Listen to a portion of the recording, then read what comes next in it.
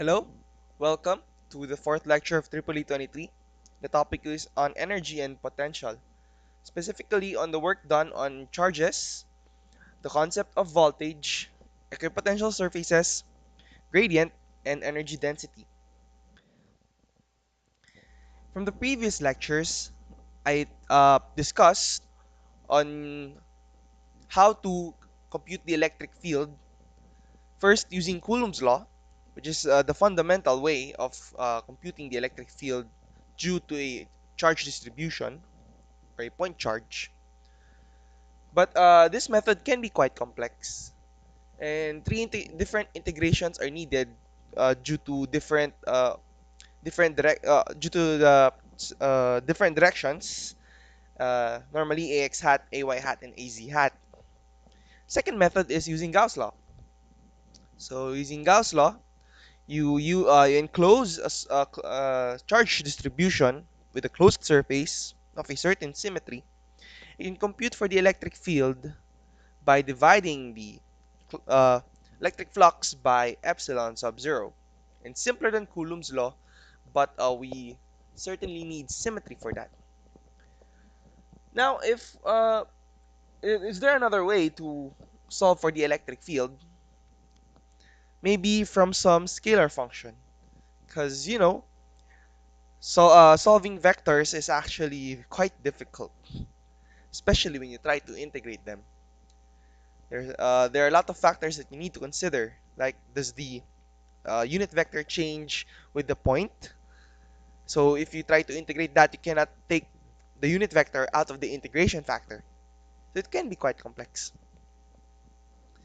So maybe from something scalar. Let's look. Okay, first, let's discuss the energy expended in moving a point charge. So now we're talking about moving a point charge, which is actually done by the electric field. Okay, consider then a charge Q in a region in space where electric field E exists. The force experienced, recall, is equal to this. Where did that come from? Well, that's Coulomb's law. So, well, sorry, this should be, there should be an equal sign between them. Right. So if you just transpose this to this, okay, you get this expression right here. If you want to move the charge along a certain length, let's say dl, then you should apply a force opposite to the component of your electric field along dl. The component of that along dl is equal to, well, you just get the dot product. So al hat is the direction along l. So just substitute that, you get this expression right here. Okay.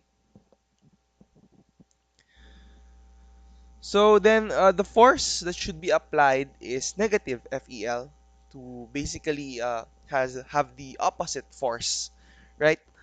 So we want to move the charge along DL, and we want to apply a force opposite the electric field, so it should be negative. So these are vectors, okay? Oh, sorry, no. These aren't vectors.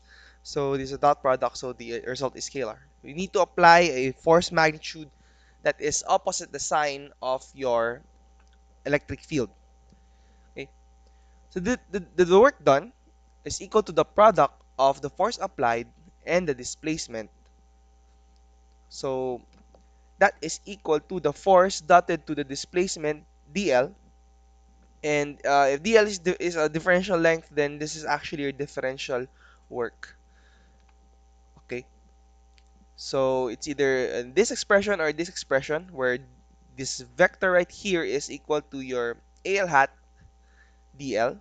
Okay, al hat is again on the direction of your um, displacement, okay, or the direction of your uh, differential length, right?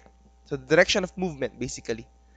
So the dl in this case is this small blue arrow right here. The force applied is along dl, and your electric field force is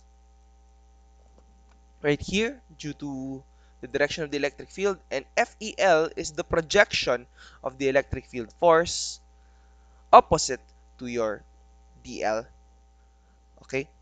To the opposite to the direction of your DL. So that's basically your differential work. So for example, we want to determine the work done when moving a 20 nanocoulomb charge from point B to point A. So it's illustrated by this. An infinite line charge density, right here, is at the z-axis. So it's a line charge density, therefore the electric field is radially outward from the line axis or perpendicular to the line. Okay, so that expression is this. And in this case, since it's oriented at the z-axis and your point is changing on the y component only. Okay, so there's no change in x. Therefore, we only consider ay hat. Okay, so we're looking at the y-axis in the y direction, and therefore the electric field is this expression along the y direction.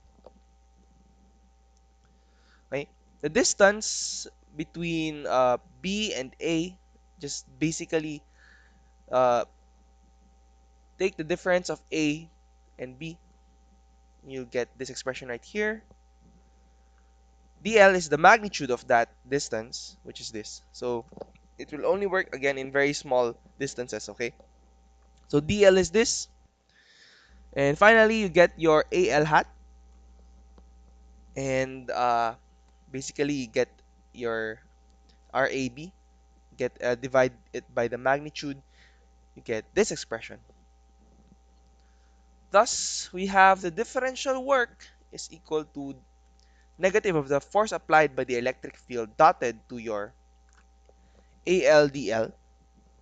Okay, so just substitute that.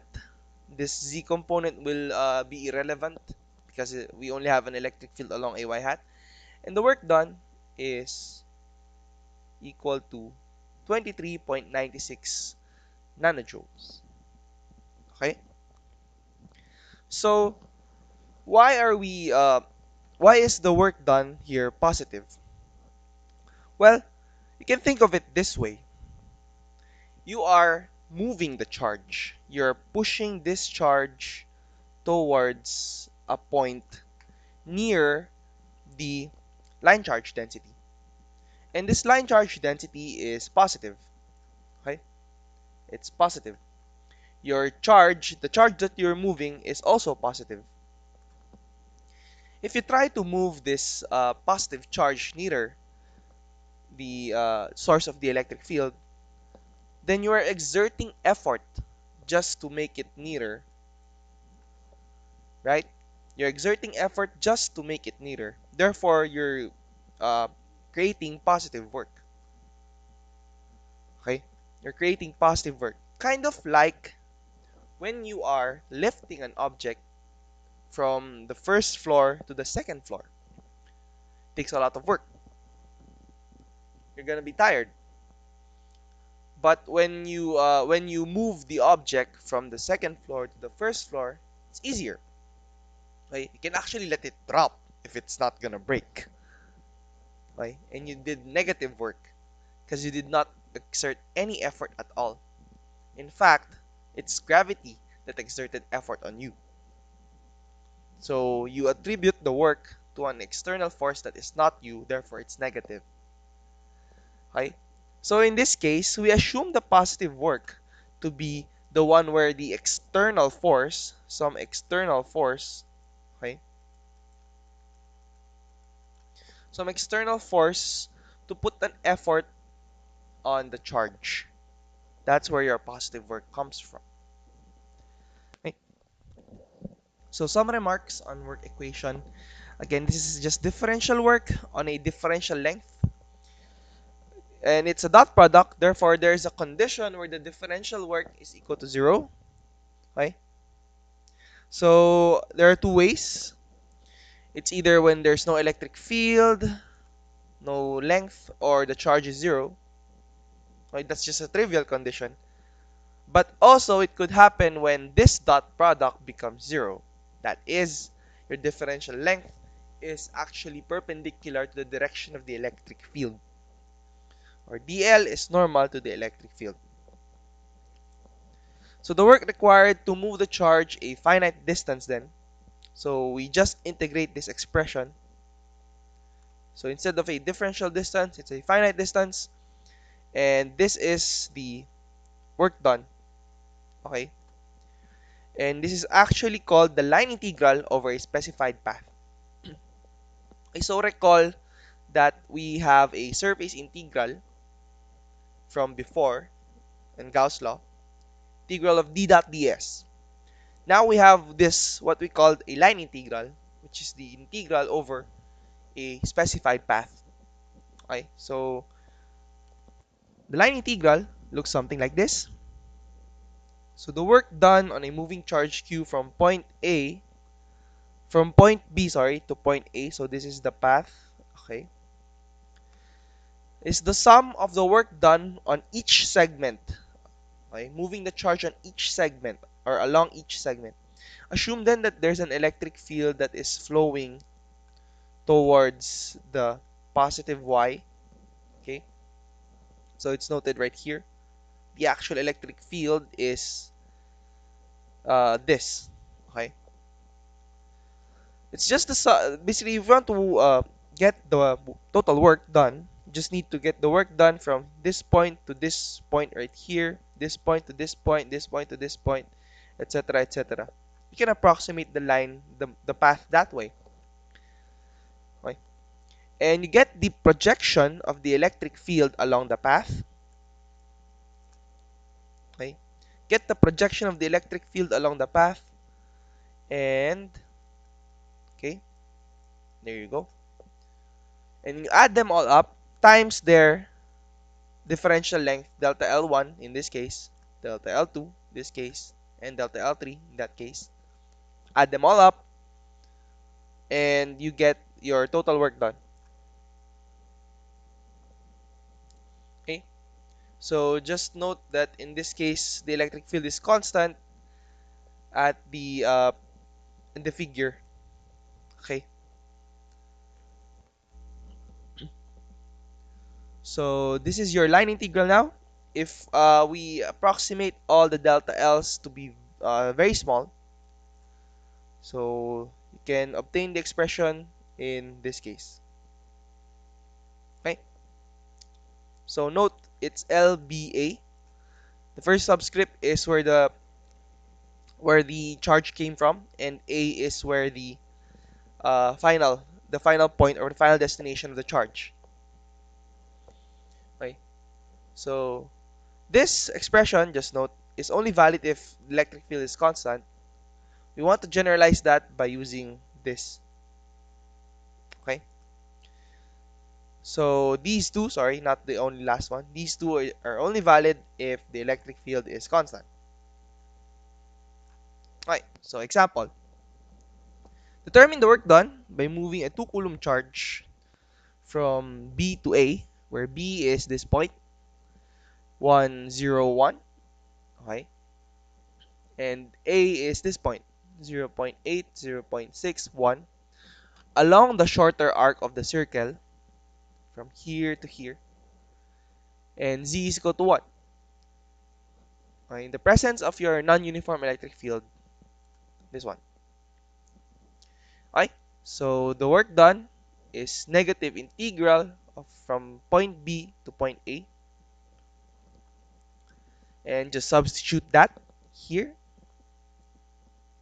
get this expression, okay, get the dot product. Since we're actually just give me a second here.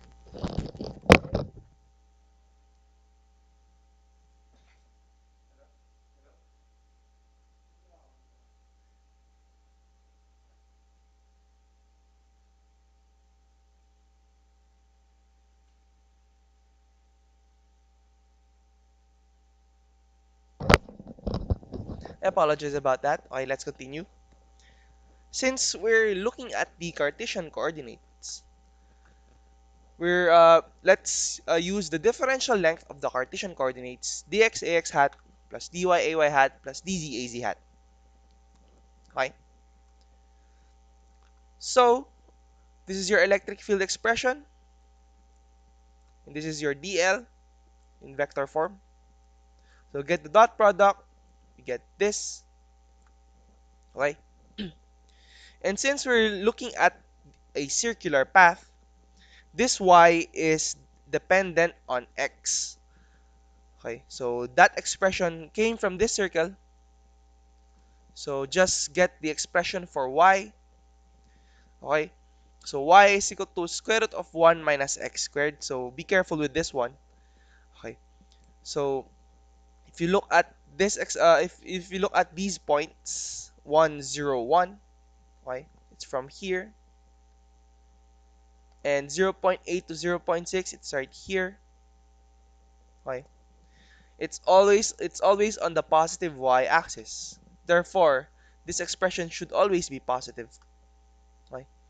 It's a different story if letter B came from this point, which is from the negative y. So you'll get a disjoint function where you integrate from negative square root of 1 minus x until the point 0. Okay? And then you go to positive. Right? So you have to be careful when setting up this integral.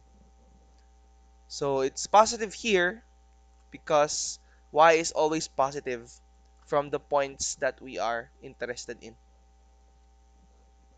Okay? Same is true with x. So we're moving from in the positive x axis only. Therefore, this expression of x is actually equal to 1 square root of 1 minus y squared. Okay, so you have to be careful when setting up the integral, especially when you have squares. Okay, so if you take the square root of something, square root of a squared number, you have your positive and your negative components. All right, and finally you have z. Integrate z. Since z is just from 1 to 1, then you integrate it from 1 to 1. Y, you integrate it from 0 to 0.6, and x, you integrate it from 1 to 0.8. So evaluate all that. So I'll leave it to you on how to solve this. Okay. So hint, use a trigonometric substitution. Let x be equal to sine theta. So dx is equal to cosine theta d theta. Okay. So I'll leave that to you. Okay. Next solution is to move along a straight line. So instead of complicating ourselves, we move the charge along a straight path from A to B. Okay. So the work expression is still the same. Okay. The work expression is still the same. So this is your electric field dotted to your differential length along the Cartesian plane. So that's dx ax hat plus dy ay hat plus dz az hat. And that is equal to this expression right here. Okay. If it's a straight path from B to A, you have to define that line. And that is this expression right here. So you just substitute y in this expression right here. And you solve for x, substitute it here because it's in the differential of y, this is in the differential of x. For z, this will be 0 since the integral of a constant and, the integral of this is 0. And you get the same expression, the same result. Right, the same result as your circular path. Right. So this is actually a property of work. So if this kind of shows that the electric field is conservative in nature. So if it's conservative, then if we're gonna take the work done from point P1 to point P2, the path that you will take is independent of that. Okay? So let me emphasize it again. Since the electric field is conservative, You don't care about the path that the charge will take. You just need to know the final point and the initial point. Okay? And take the easiest way actually. If you want to integrate that, just take the straight path from point P1 to point P2. And that's what's beautiful about the electric field and solving for the work done by the electric field. You just need to consider your final position and your initial position. Does that sound familiar? Yes. If you are in a gravitational field, okay, and this ball is with mass m is lifted somewhere in this height, okay, you're only considering the height difference of this system to solve for the change or for the work done by the force. So why is it only the height difference, not the length difference? Because the height difference is parallel to the gravitational field, and that's the definition of work. You should look for the component of the displacement that is parallel to your field. Okay? So but the thing in gravitational field is it's actually easy since the direction is always downwards. For electric field, you can have weird directions like this example right here. So the electric field actually shifts in direction at different points. Okay? So anyway, considering all that, just need to know the final and the initial position. Okay? Draw a straight path and use that path for your integration. Okay? So, okay. So the line integral due to your three coordinate systems. So recall the differential length along Cartesian. It's easy. It's just differential lengths across each axis. To each axis. Sorry. For cylindrical, it's differential length along your radius and your differential arc length along the circle on a cylinder, and your of course the same z-axis. For spherical, it's a differential length along your radius, differential arc length from your angle theta, which is from the z-axis, okay? And your differential length along a cross-sectional area of the sphere that is parallel to the xy plane. Okay? So, more examples. Given an infinite line charge along the z-axis, infinite line charge, it's right here, with charge density rho sub L, the work done in carrying charge Q around the line charge while maintaining a constant distance. Okay? So basically, if you're maintaining a constant distance rho L from the line charge, then basically you're moving along a circle that's centered at the line charge density. Right? So we're just gonna get the integral of this. So this is the expression for the electric field due to the infinite line charge in your path is actually this expression. Since you're only moving along or you're only changing d phi, you're not changing dz, you're not changing d rho, then your line path is only defined by this expression right here. Okay, so it's rho d phi a phi hat. That's the direction of the arc length along your circle. Okay, if you take the dot product of that, since a rho and a phi are always orthogonal to each other, then this expression will become 0. So the work done due to a you're moving the line charge along the radius of your cylinder is actually 0. Okay. So now, given an infinite line charge along the z-axis, what if your point B to point A is moving radially inward to the line charge? Okay. So recall that when we try to move the point charge nearer to the line charge, you have your work done, right? Let's examine that. So the electric field is this. The path we're taking is basically just radially inward, therefore it's d rho a rho hat. Okay, dotted to d rho a rho hat. and you just integrate that from B to A. Okay, so this is constant, so it's a uniform line charge. Constant, constant, constant, constant, constant. Just integrate d rho over rho, which is ln rho, and you evaluate that from B over A. You get this expression right here. Okay, so there you go. So just some note, if we flip, so if we flip the uh, expressions or the subscripts, just negating the expression, right?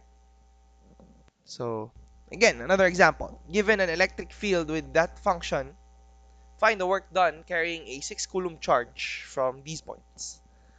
Along the path, okay, so given the path right there. Alright, so there's a specified path. Alright, so we want to move the charge from M to N. So the work from M to N is equal to the line integral, this. Okay, substitute the electric field, given electric field, so it's this one, dotted to your, well, since we're looking at Cartesian coordinates, then let's use the Cartesian differential element, okay, or differential length. There you go. So separate that to each. There you go. Okay, so since x and y is a function of x, all right, so uh, your 8xy dx, so just substitute y with x, we get this expression. So it's the function of y, and z is equal to x plus 4. Then we get we substitute z with that. So it's this expression. So it's now all terms are expressed in terms of x. For x squared dy, well, let's just solve for x here, x squared here. Okay, and you get this expression. Oh wait, sorry, not solve for x. You substitute dy by getting this, the differential of this expression. How did that happen? Well, if we get the differential of this expression, I substitute x first. So it's not shown here. I'll just show it using a Word document. All right. So our expression is y is equal to 3x squared plus z, with z being x plus 4. Therefore, y is equal to 3x squared plus x plus 4. If we get the differential of y, then we get the differential of the expression 3x squared plus x plus 4, which is equal to 6x plus 1. Okay, so recall how the differential operator works. If dy is equal to this, therefore, we have negative 4x squared dy become negative 4x squared times 6x plus 1 dx. Oops. There you go. Okay, so this is now your expression.